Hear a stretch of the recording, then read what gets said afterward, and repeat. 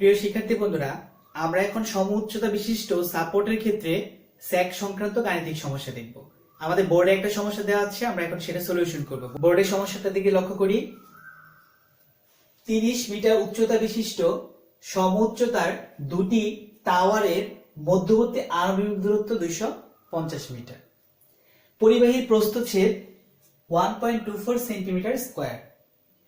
ওজন 1170 KG per kilometre এবং breaking stress 4218 KG পার centimetre square. যদি সেফটি ফ্যাক্টর 5 হয়, মধ্যবিন্দুতে পরিবাহী ভূমি হতে কত উপরে থাকবে? তাহলে এই প্রশ্ন আমরা সলিউশন করব।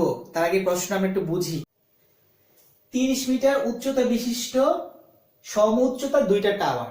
এই দেখো, এ একটা টাওয়ার, এ একটা টাওয়ার, দুইটাই সমান উচ্চতা। উচ্চতাটা কত? 30 মিটার। তাহলে আমি এটা ছোট হাতের এইচ দ্বারা প্রকাশ করি। এইচ সমান কত বলতো? 30 মিটার।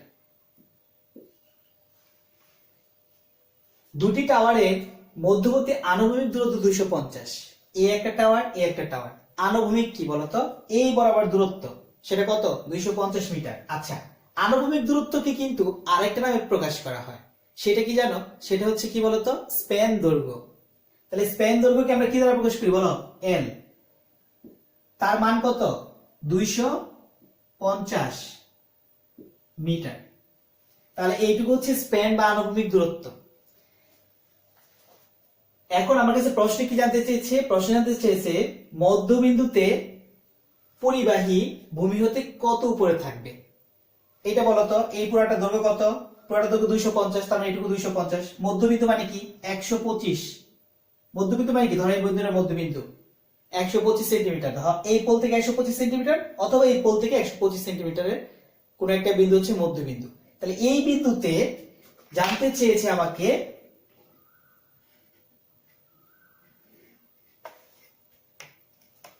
পরিবাহী ভূমি থেকে কত উপরে থাকবে। এটা ভূমি, এটা গ্রাউন্ড বা ভূমি, তাই তো? আচ্ছা, তাহলে এইটা আমার কাছে জানতে চেয়েছে what is the value of H, অর্থাৎ ভূমি থেকে পরিবাহী কত উপরে থাকবে। এটাকে আমরা এইচ দ্বারা প্রকাশ করি। এখন আমি এটা কিভাবে বের করতে পারি বলতো? আমি এই এইচ বের করতে পারবো কিভাবে? আমি তো টোটালের উচ্চতা জানি, তাই না? আমি টোটাল উচ্চতা জানি, তাই টোটাল উচ্চতা হচ্ছে এইচ। এখন আমি টোটাল উচ্চতা থেকে আমি যদি মনে করো এইটুকু বাদ দিতে পারি, মোট উচ্চতা থেকে আমি যদি এইটুকু বাদ দিতে পারি, এই অংশটুকু, তাহলেই কিন্তু আমি কি এইচ, বড় হাতের এইচ যেটা, সেটা কিন্তু আমি পেতে পারি। ভূমি থেকে সে কত উপরে পেতে পারি। তাহলে এই অংশটুকুর নাম কি বলতো? এই অংশটুকুই তো স্যাগ। এখান থেকে দেখো, কাল্পনিক রেখা থেকে সর্বনিম্ন যে জুলবিন্দু পর্যন্ত, এটাই তো স্যাগ। আচ্ছা, এই স্যাগকে বি দ্বারা অথবা এস দ্বারা প্রকাশ করে। তুমি এইচ বের করতে পারবা। তোমার তো ছোট হাতের এইচ কিন্তু তুমি অলরেডি জানো, সেটা কত? 30 মিটার। এখন তোমার দরকার কি? এখানে আরেকটু বাদ দিতে হবে, সেটা হচ্ছে ডি অবলিক এস। তুমি যদি স্যাগটুকু বাদ দাও, তাহলেই কিন্তু তুমি ভূমি থেকে তারটা কত উপরে আছে সেটা বের করতে পারবা। ভূমি থেকে তারটি কত উচ্চতায় আছে সেটা বের করতে হলে তোমাকে এখন যেটা সবচেয়ে গুরুত্বপূর্ণ, সেটা হচ্ছে ডি বা এস, তার মানে হচ্ছে স্যাগ নির্ণয় করা। তাহলে প্রথমে আমরা স্যাগ নির্ণয় করব। স্যাগ নির্ণয়ের ফর্মুলাটা কি একটু লক্ষ্য করো। আমরা জানি সম উচ্চতার ক্ষেত্রে স্যাগ নির্ণয়ের ফর্মুলা হচ্ছে এস সমান W C L square 8t। এখানে ডব্লিউ সি কি বলতো? কন্ডাক্টরের ওজন, আর এল হচ্ছে স্পেন দৈর্ঘ্য, টি হচ্ছে কি কার্যকরী টান। তাহলে আমরা কি কি দেয়া আছে একটু লক্ষ্য করো। প্রথমে আমরা দেখবো কন্ডাক্টর ওজন দেওয়া আছে কিনা। দেখো তো ওজন দেওয়া আছে কিনা। কন্ডাক্টর ওজন দেওয়া আছে কত? 1170 কেজি পার কিলোমিটার। একটা কথা মনে রাখবে, ডব্লিউ সি তার এক কিন্তু কেজি পার মিটারে হতে হবে। তাহলে প্রশ্ন দেখো তো কি দেওয়া আছে। এটা ওজন কিসে দেওয়া আছে? কেজি পার কত কিলোমিটার দেওয়া আছে। তার মানে কেজি পার কিলোমিটারকে মিটারে নিতে হবে। কিলোমিটারকে যদি মিটারে নিতে চাই, তাহলে 1000 তে ভাগ দিতে হবে। 1170 কেজি পার কি ছিল? কিলোমিটার, কিন্তু আমি নিচ্ছি কি কেজি পার মিটারে, তাই ভাগ দেবো কি দিয়ে বলো? 1000। তাহলে যে মানটা পাবো 1.170 কেজি পার মিটার।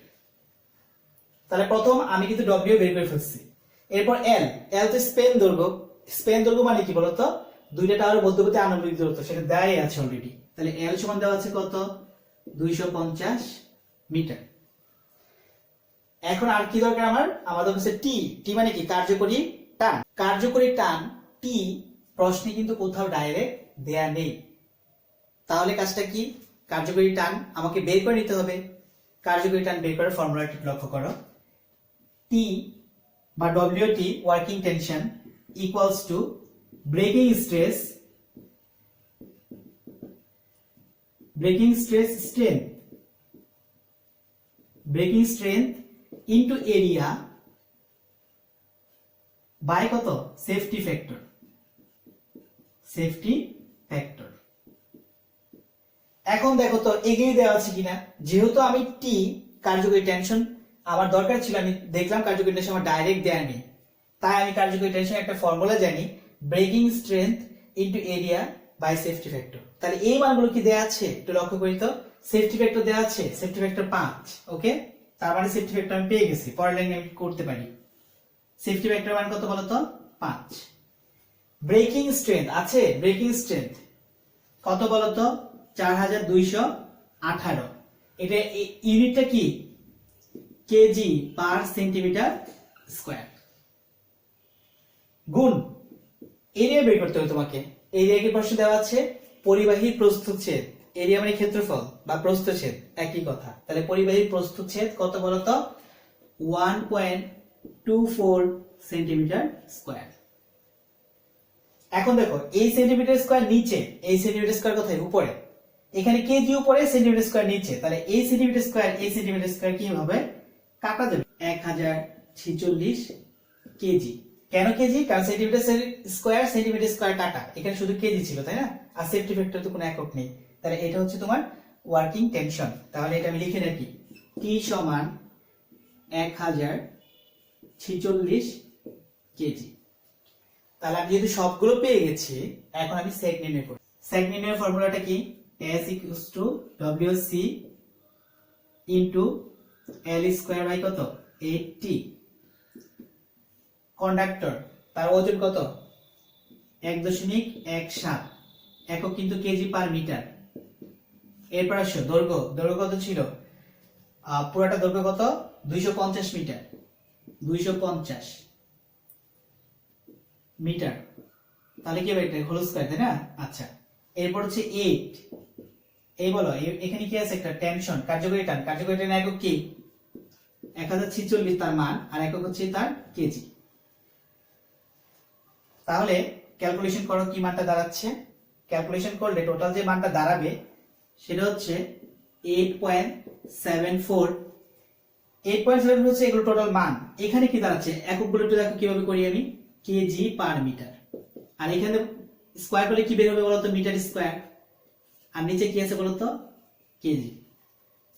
এখন এইটা কিন্তু উপরে, এটা কিন্তু নিচে, এখান থেকে একটা এম কাটা গেল, তাহলে এখানে একটা এম থাকবে, আর এই কেজি আর এই কেজি কাটা যাবে।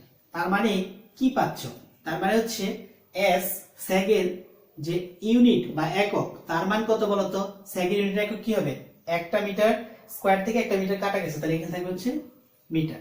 তাহলে এই হচ্ছে আমার স্যাগ নির্ণয় করলাম। তাহলে আমার নির্ণয় করতে হবে কি বলতো, মধ্যবিন্দুতে অর্থাৎ ভূমি থেকে পরিবাহী কত উপরে আছে, ভূমি থেকে পরিবাহীর উচ্চতা, সেটা হচ্ছে আমি বড় হাতে h দ্বারা প্রকাশ করব। তার মানে হচ্ছে h মাইনাস s, 30 মিটার। আর s এর মান পেয়েছে কত, 8.74 মিটার। Total 21.26 metre. তাহলে এতটুকু উচ্চতায় পরিবাহীটা রয়েছে ভূমি থেকে। তো শিক্ষার্থীরা ধন্যবাদ সবাইকে।